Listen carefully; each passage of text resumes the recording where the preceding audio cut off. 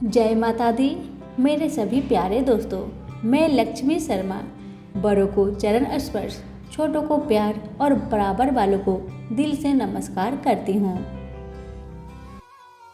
आज की वीडियो में आप सभी जानेंगे सूर्य देव और छठी मैया की पूजा का विधान, और इसके साथ ही जानेंगे अगर आप पहला छठ का व्रत उठाना चाहती हैं तो इस साल आप उठा सकती है या नहीं।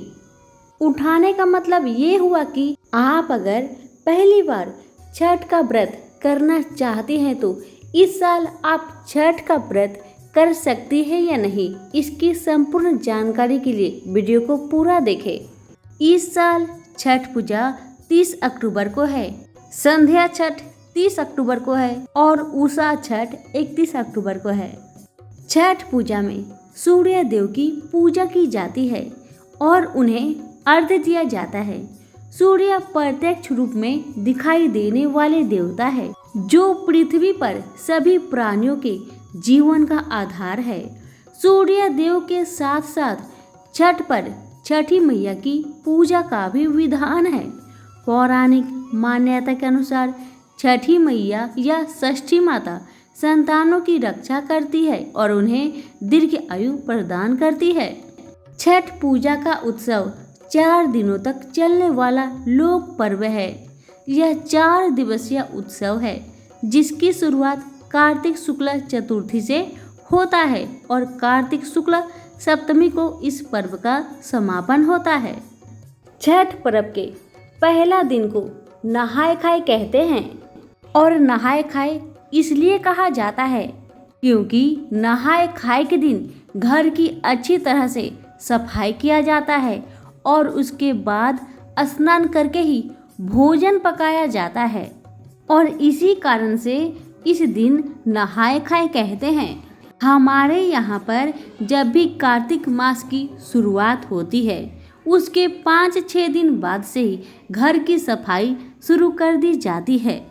अगर आप पहली बार छठ व्रत कर रहे हैं तो ध्यान रखिएगा, नहाए खाए के दिन जितना भी आप भोजन बनाएंगे सारा भोजन नया होना चाहिए। अगर आप रोटी बनाते हैं तो आटा नया होना चाहिए। नमक, हल्दी, तेल, हर सब्जी, हर सामग्री नया होना चाहिए। और नहाए खाए के सुबह नाश्ते में हमारे यहाँ लौकी की सब्जी बनती ही है। कहा जाता है नहाए खाए के दिन लौकी का सब्जी बनाया जाता है। हमारे घर में तो लौकी की सब्जी, रोटी और दही नाश्ते में किया जाता है। दोपहर में आप कुछ का भी सब्जी पका सकते हैं लेकिन बैगन नहीं बनाया जाता है। ध्यान रखें कि लहसुन प्याज सब्जी में नहीं डालना है। और रहा बात दोपहर का, दोपहर में तो हम लोग अरवा चावल का भात खाते हैं और कुछ का भी सब्जी बना दिया जाता है बिना लहसुन प्याज का। वैसे तो हमारे घर में दोपहर का समय आलू और गोभी का ही सब्जी बनाया जाता है, लेकिन आपका दिल जो करे आप बना सकते हैं। रहा खरना का बात, छठ व्रत का दूसरा दिन को खरना कहते हैं। खरना का व्रत में पूरे दिन उपवास रहा जाता है। इस दिन व्रत रखने वाली महिला को एक बूंद तक पानी ग्रहण नहीं किया जाता है। शाम के समय में मिट्टी के चूल्हे में आम की लकड़ी से खीर बनाया जाता है जिसे रसियाव कहते हैं और साथ में रोटी पकाई जाती है। आपको मैं जितना भी जानकारी दे रही हूँ वो हमारे यहाँ होता है, मैं वही आप सभी को बताती हूँ। हमारे यहाँ जेठानी जी और सासू माँ दोनों जन छठ का व्रत करती है। वे कैसे करती हैं उन्हीं से राय लेकर उन्हीं का व्रत देखकर मैं आपको सारी जानकारी दे रही हूँ। हमारे यहाँ खरना के दिन जो भी लोग व्रत रहते हैं वो शाम को लगभग 4:30 बजे के करीब में स्नान करके नया कपड़ा पहनते हैं और 16 श्रृंगार करते हैं। सारी चीजें नया पहना जाता है, इस बात का ध्यान रखिएगा।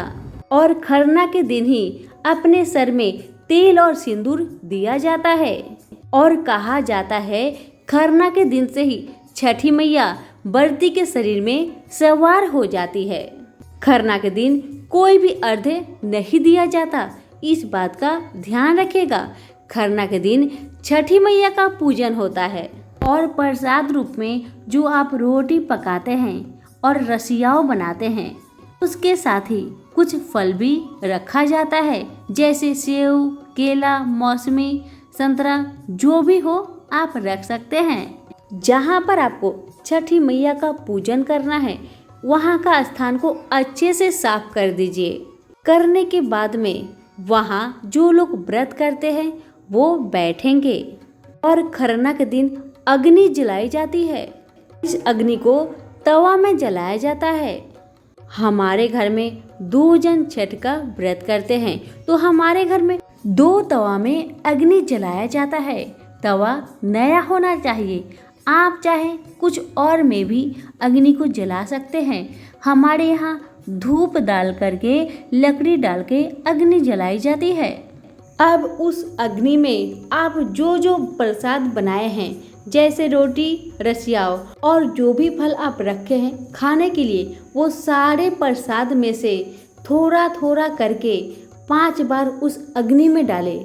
सबसे पहले अग्नि देव को 5 बार उस प्रसाद में से दीजिए और उसके बाद अपनी अपनी थाली में से एक एक रोटी, रसियाव और जितने भी फल आप खाना चाहते हैं उस फल में से थोड़ा थोड़ा काट के एक प्लेट में अलग से रख दीजिए और उसके बाद अपने सर में तेल और सिंदूर लगाया जाता है और उसके बाद सर झुकाकर अग्निदेव के सामने इस प्रकार से कहे, हे अग्निदेव, अगर मुझसे कोई गलती हुआ हो उसे क्षमा करे। हे छठी मैया, अगर मुझसे कोई गलती हुआ हो उसे क्षमा करे। उसके बाद अपने और अपने परिवार के लिए छठी मैया से प्रार्थना करें और उसके बाद जो आप अपना थाली में भोजन रखे हैं वह स्वयं खाए और जिसे प्लेट में रखे हैं एक रोटी और सारे प्रसाद में से उस प्रसाद को अपने घर के सारे बच्चों में बांट दीजिए। और खरना के दिन ही रात को 12 बजे के बाद में स्नान करके छठी मैया का प्रसाद बनाया जाता है। चूल्हे पे आम की लकड़ी से बनाया जाता है। अर्घ्य देने वाला ठेकुआ को घी में बनाया जाता है।